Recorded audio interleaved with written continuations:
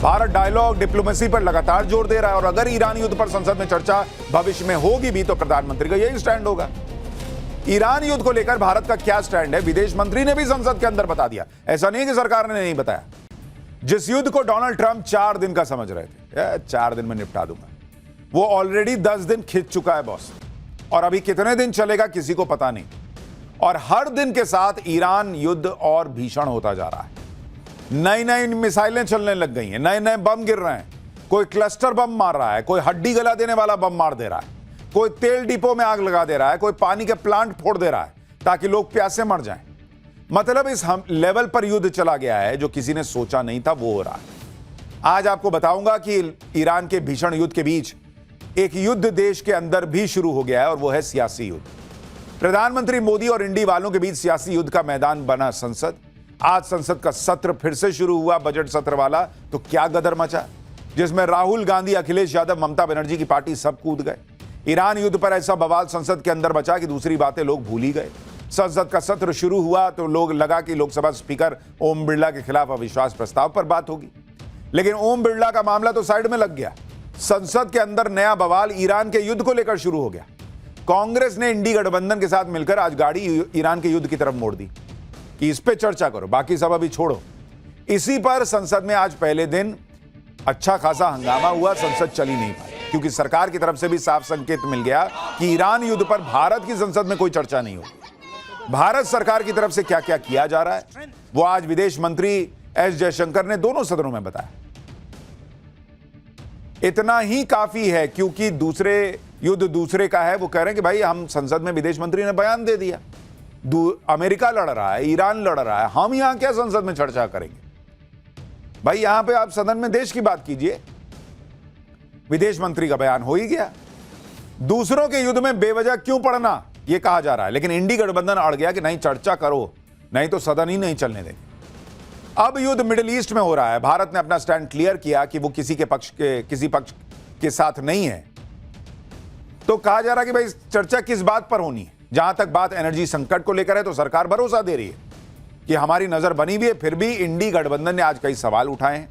Iran युद्ध को लेकर आज संसद में कैसे संग्राम हुआ, विदेश मंत्री ने क्या कहा, राहुल गांधी, अखिलेश यादव ने क्या कहा, क्या देश में तेल की कमी है नहीं है, तेल की कीमतें कब से बढ़ जाएंगी, सरकार ने क्या बड़ा ऐलान किया है, नरेंद्र मोदी ने आज कौन सी बड़ी बैठक की है, सब कुछ आपको बताऊंगा।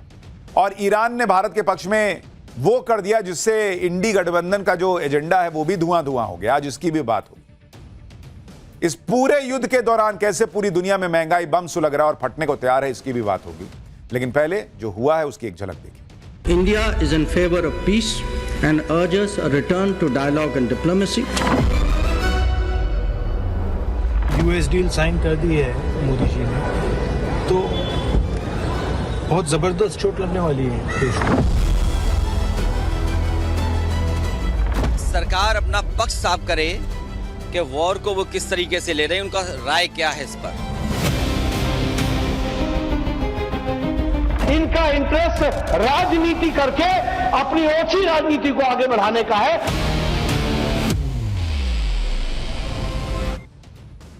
देखिए, आज से संसद का सत्र दोबारा शुरू हो गया। यह बजट सत्र का दूसरा पार्ट है जिसकी शुरुआत आज से हुई।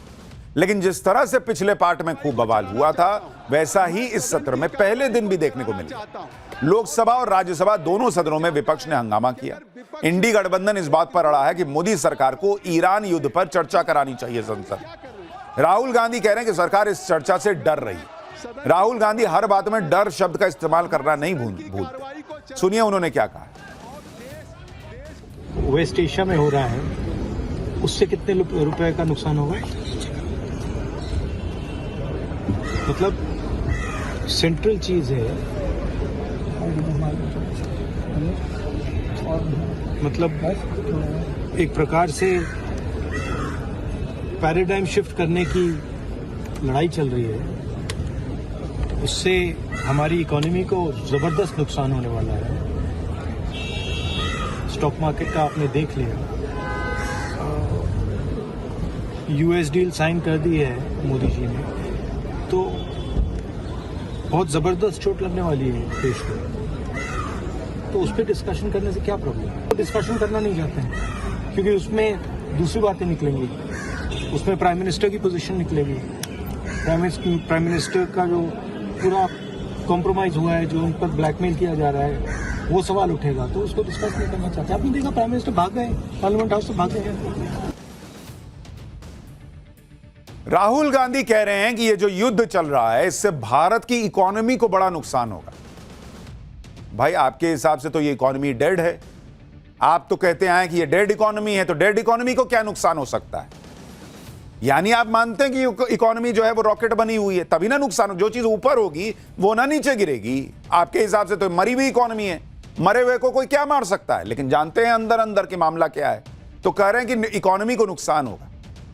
लेकिन वो कह रहे हैं फ्यूल प्राइस पे चर्चा करो, महंगाई बढ़ सकती है उस पर चर्चा करो, युद्ध के आर्थिक असर पर चर्चा करो। सवाल उठ रहा है कि चर्चा से निकालिएगा क्या? क्योंकि युद्ध तो अभी चल रहा है, आर्थिक हालात हर दिन बदल रहे हैं। आप सदन में चर्चा कर भी लीजिएगा तो वहां जो फ्यूल प्राइस बढ़ना है उसका क्या कर लीजिएगा? सरकार भी यही ना कहेगी कि भाई अभी हमारे पास इतना दिन का स्टॉक है, वो बता ही रही है। वो कहेगी कि हम इधर से उधर से प्रयास कर रहे हैं कि कैसे उसको बनाए रखना है, वो बता ही रही है। तो चर्चा करके क्या कीजिएगा? उस चर्चा से कुछ क्या डोनाल्ड ट्रंप सुनेगा कि भारत की संसद में चर्चा हो रही है, एक काम करते हैं युद्ध रोक देते हैं, या ईरान में स्थितियां बदल जाएंगी? फ्यूल प्राइस अगर बढ़ जाए तो भी चर्चा का मतलब समझ में आता, अभी तो बढ़ा भी नहीं है। एक ऑन गोइंग वॉर जिसमें पल पल चीजें बदल रही हैं, जिसमें हर दिन नए नए हमले हो रहे हैं, नए नए बयान आ रहे हैं, युद्ध की रणनीति बदल रही है, उस पर अभी चर्चा करके विपक्ष क्या हासिल करेगा? भाई एकदम से आपको लगे कि पेट्रोल के दाम भाग रहे हैं, महंगाई भाग रही है, पूछिए सरकार से, कौन मना करता? लेकिन अभी कुछ हुआ ही नहीं। राहुल गांधी कह रहे हैं कि इससे पीएम मोदी के रुख का पता चलेगा। तो युद्ध को लेकर भारत का क्या रुख है ये तो पहले से ही क्लियर है। भारत किसी के पक्ष में नहीं है, वो तो ऑलरेडी कह रहा है। भारत ने ना ट्रंप को फोन किया कि बहुत बढ़िया मार रहे हो, ना उन्होंने ईरान को फोन करके कहा कि आप ठीक मार रहे हैं। भारत तो मिडिल ईस्ट के देशों से कह रहा है कि भाई आप तो बीच में फंस गए, आपके साथ गलत हो रहा है और हम शांति चाहते हैं। भारत डायलॉग डिप्लोमेसी पर लगातार जोर दे रहा है, और अगर ईरान युद्ध पर संसद में चर्चा भविष्य में होगी भी तो प्रधानमंत्री का यही स्टैंड होगा। ईरान युद्ध को लेकर भारत का क्या स्टैंड है, विदेश मंत्री ने भी संसद के अंदर बता दिया। ऐसा नहीं कि सरकार ने नहीं बताया। सुनिए विदेश मंत्री ने क्या बयान रखा संसद के अंदर। India is in favor of peace and urges a return to dialogue and diplomacy. We advocate de-escalation, restraint, and ensuring the safety of civilians. 2. The well-being and security of the Indian community in the region is our priority. We will continue to work with the governments of the region towards that end. And 3, our national interest, including energy security and trade flows, will always be paramount. संसद में विदेश मंत्री ने युद्ध को लेकर सरकार का पक्ष रखा। सरकार क्या क्या कर रही है, पीएम मोदी कैसे हालात पर नजर बनाए हुए हैं, कैसे पीएम मोदी भारत के हितों को और मिडिल ईस्ट में रहने वाले भारतीयों की सुरक्षा में लगे हैं, इसकी वहां पर डिटेल दी गई। लेकिन विपक्ष को डिटेल जो है ना वो नहीं चाहिए, उसको इस पर चर्चा चाहिए। आप देखिए कि जब विदेश मंत्री एस जयशंकर लोकसभा में जवाब दे रहे थे तो विपक्ष कैसे बाहर हंगामा कर रहा था। लोकसभा में उस वक्त क्या माहौल था बाहर, जरा वो भी देखिए। आप सुनिए माननीय विदेश मंत्री जी, जो आप सवाल को उठाना चाहते हैं उसका जवाब दे रहे, स्टेटमेंट दे रहे हैं। आप सुनना नहीं चाहते, पहले से प्ले कार्ड लेके आए हैं। ये प्ले कार्ड लेके क्यों आए? कई बार अध्यक्ष जी ने कहा प्ले कार्ड लेकर के सदन में नहीं आया जा सकता, फिर भी आप तैयारी के साथ कि सदन को नहीं चलने देना। यानी सदन के बाहर भी बैनर पोस्टर लहराए गए और अंदर भी हंगामा हुआ, और वहां पूछा जा रहा है कि भाई अगर आप सवाल उठा रहे तो जवाब जो व्यक्ति देगा उसको सुनिएगा ना, विदेश मंत्री को सुनिएगा ना। इधर राहुल गांधी और इंडी गठबंधन पीएम मोदी को यह कहकर घेर रहे हैं कि वो युद्ध पर चर्चा से भाग रहे हैं। उधर बीजेपी ने राहुल गांधी को यह कहकर घेर दिया कि वो कांग्रेस अपने ही मोशन पर चर्चा करने से भाग रही है। स्पीकर ओम बिरला के खिलाफ जो अविश्वास प्रस्ताव लाया गया था उस पर आज चर्चा होनी थी, लेकिन विपक्ष ने संसद ही नहीं चलने दी। अब बीजेपी कह रही है कि ये लोग तो अपने ही मुद्दे से भाग रहे हैं। सुनिए पीयूष गोयल क्या कह रहे हैं। आज बहुत ही दुर्भाग्यपूर्ण है कि कांग्रेस डिबेट से भाग रही है। कांग्रेस के आग्रह पर नोटिस एडमिट किया गया, स्पीकर के खिलाफ नो कॉन्फिडेंस मोशन वैसे तो उन्होंने ठीक से बनाया भी नहीं था, उसको दुरुस्त करके एडमिट किया गया। आज की तारीख तय की गई थी चर्चा करके। एक मोशन जब एडमिटेड है और आज उनके साथ चर्चा करके तय हुआ था कि आज उस पर चर्चा होगी, उस पर आज डिबेट होगी, उसी समय वो दूसरा मोशन लाते हैं। इनको ना तो कोई पार्लियामेंट्री प्रोसीजर समझ है, ना ये कॉन्स्टिट्यूशन की इज्जत करते हैं। जब से Rahul Gandhi leader of opposition बने हैं, उनके मन में शायद संसद चलाने की इच्छा ही नहीं है। संसद के अंदर और संसद के बाहर इंडी गठबंधन के सांसदों ने आज ईरान युद्ध पर चर्चा की मांग को लेकर प्रदर्शन किया। इंडी गठबंधन का तर्क यह है कि बजट सत्र के दूसरे पार्ट से पहले ही दुनिया में हालात बदल गए, इसलिए जरूरी हो जाता है कि मौजूदा वक्त में इस पर चर्चा हो। विदेश मंत्री के एक तरफा बयान से कोई सॉल्यूशन नहीं निकलेगा। हमें मिलकर देश को भरोसे में लेना होगा। सरकार को डिटेल में बताना चाहिए कि एनर्जी संकट को लेकर उसके पास क्या प्लान है। आरजेडी सांसद मनोज कुमार झा ने कहा कि संसदीय परंपरा में विपक्ष को स्पष्टीकरण लेने का अधिकार होता है। इससे पहले यूएस डील में भी पीयूष गोयल सिर्फ बयान देकर चले गए, आज भी वही हुआ। चर्चा को लेकर जो मांग हो रही है उस पर अखिलेश यादव ने क्या कहा है वो भी सुनिए। सरकार अपना पक्ष साफ करे कि वॉर को वो किस तरीके से ले रहे हैं, उनका राय क्या है इस पर। और तमाम भारतीय वहाँ पर फंसे हुए हैं एज ए टूरिस्ट, और भारतीय जो वहाँ पर हैं वो भी फंसे हुए हैं। प्रधानमंत्री जी के साथ जो जर्नलिस्ट गए थे वो पॉलिटिकल जर्नलिस्ट थे, लेकिन जब उनकी कवरेज देख रहे हैं तो वॉर जर्नलिस्ट बन गए, तो वो कैसे लौटेंगे वापस। और फिर हम आत्मनिर्भर की बात कर रहे हैं, हम अमेरिका का ऑर्डर मान रहे हैं, तो हमारी आत्मनिर्भरता और हमारे देश को कोई डिक्टेट कर रहा है कि आपको तेल कितने दिन खरीदना है, कितना ले पाएंगे आप, तो ये कहीं ना कहीं बहस होनी चाहिए। यानी विपक्ष का एक स्टैंड ये है कि भाई कुछ सवाल भी उठ रहे हैं कि भाई अमेरिका ने कह दिया कि तेल जो है वो इतने दिन खरीदिए, उतने दिन मत खरीदिए। इसको लेकर विपक्ष कुछ सवाल पूछना चाहता है। विदेश मंत्री ने बयान दिया, बैठ गए, अब वो सवाल वो किससे पूछे, उनका तर्क ये है। इसलिए विपक्ष चर्चा की मांग पर अड़ा है। उधर मोदी सरकार करी कि विपक्ष चर्चा की मांग तो करता है, लेकिन जब चर्चा में सरकार जवाब देने पर आती है तो विपक्ष सदन छोड़कर भाग जाता है। राज्यसभा में केंद्रीय मंत्री जेपी नड्डा ने यही कहा कि कब कब विपक्ष ने चर्चा की मांग की और बिना जवाब सुने सदन से वॉकआउट कर दिया। सुनिए एक बार। इनका इंटरेस्ट कभी भी चर्चा में नहीं रहा है। इनका इंटरेस्ट अच्छा नहीं लगेगा लेकिन हुड़दंग मचाने में, हुलिगनिज्म। और मैं उदाहरण के साथ आपको बताना चाहता हूं इस हाउस में इनका रोल क्या है। इन्होंने बहुत हल्ला किया एसआईआर के बारे में।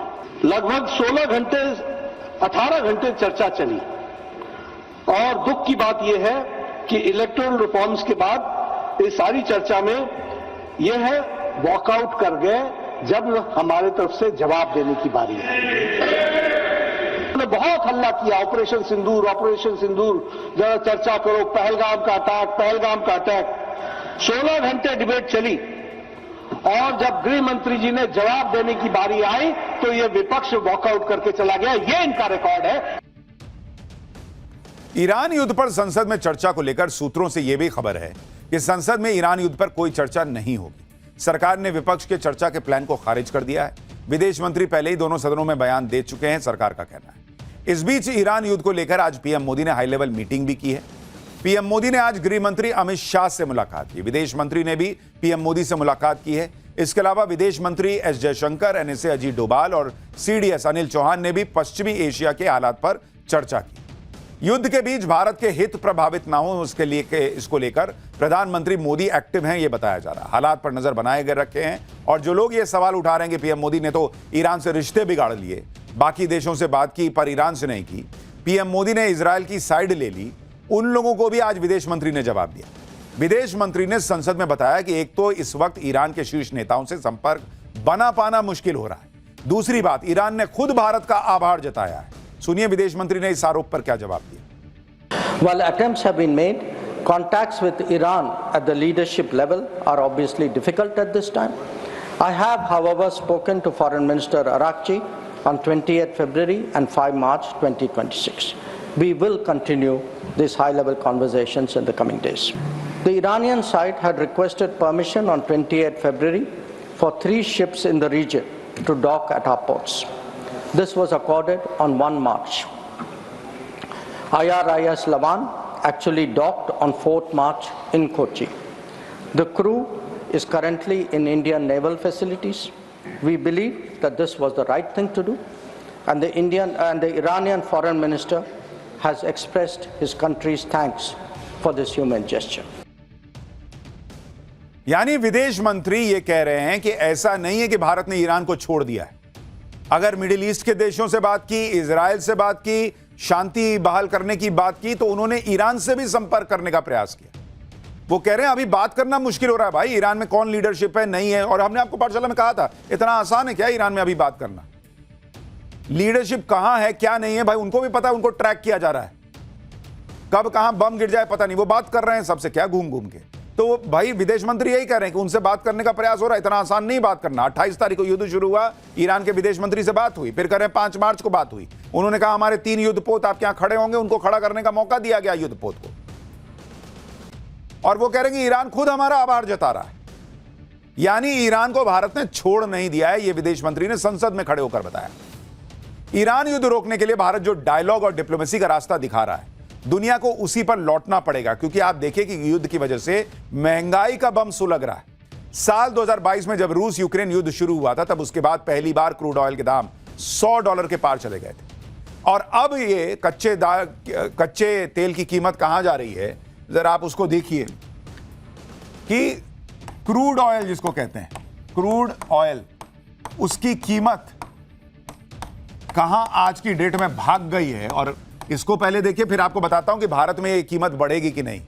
ये यूएस ईरान युद्ध का बता रहा हूं, उसमें क्या चल रहा है। उससे पहले, यानी युद्ध से पहले 27 फेब को, तब क्रूड ऑयल की कीमत क्या थी? $67 प्रति बैरल। यह जब युद्ध शुरू नहीं हुआ था, 27 तारीख को। 2 मार्च को, यानी युद्ध शुरू हुआ और अगले 3 से 4 दिन के अंदर यह कीमत बढ़कर हो गई $82 प्रति बैरल। यानी 3 दिन के अंदर जो है यह कीमत $15 प्रति बैरल बढ़ गई। यह कोई मामूली जंप नहीं है।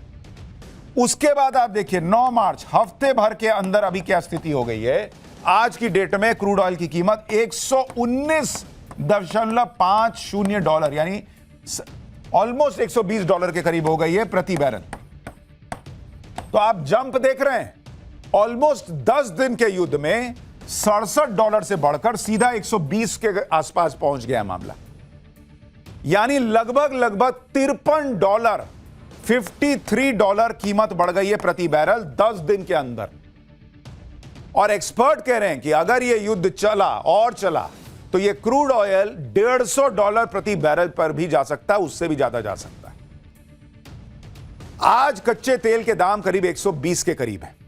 इससे हड़कंप मचा हुआ है। दुनिया के ताकतवर ग्रुप G7 ने इसे लेकर इमरजेंसी मीटिंग बुला ली है। कहा गया है कि तेल के दाम को काबू में करने के लिए जो इमरजेंसी ऑयल रिजर्व है, उसका इस्तेमाल किया जाएगा। अगर यह रिजर्व इस्तेमाल किया गया तो यह 2022 के बाद ऐसा पहला मौका होगा। जब यह खबर आई कि G7 देश ऑयल रिजर्व का इस्तेमाल करेंगे, तब जाकर क्रूड ऑयल के दाम $120 से गिरकर करीब $104 प्रति बैरल पर आ गए। लेकिन यह तो टेम्पररी सॉल्यूशन है बॉस। अगर रफ्तार इसी तरह की रही, युद्ध भड़कता रहा, तो भाई हालात बेकाबू हो जाएंगे।